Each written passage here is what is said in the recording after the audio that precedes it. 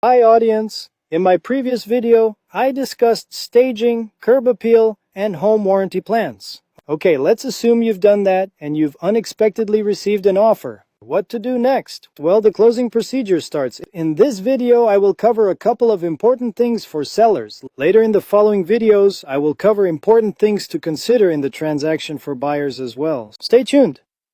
Alright, there are two primary parties to the transaction, the seller and the buyer. And there are secondary parties to the transaction, which are the title company, the lender, and one or two real estate brokerage companies. Why one or two? Because the buyer and the seller can be represented by a listing broker on so-called transaction broker type of representation, which is regulated by Florida statute.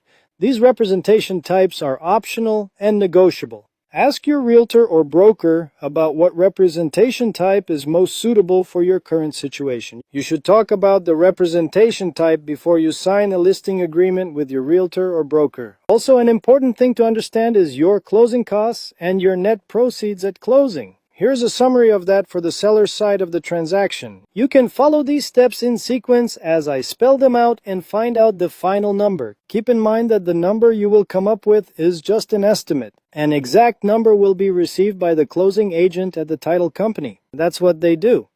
Crunching the numbers. Okay, first you start with your selling price less mortgage amount equals equity, less selling costs and prorations equals net proceeds. Depending on the month of the year of closing, the prorating expense types are property taxes, mortgage interest, HOA dues, rents, and security deposits. Rents and security deposits apply only if you have a legal tenant living in your home.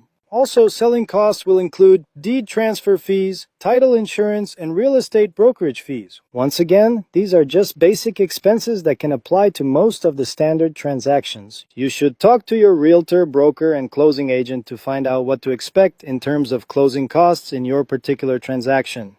Rules of thumb: if you consider 6 to 10% of closing costs, depending on your circumstances, in the transaction, you won't go wrong. Thanks for your time and patience. More tips are coming up. Stay tuned. Thanks. Let me know.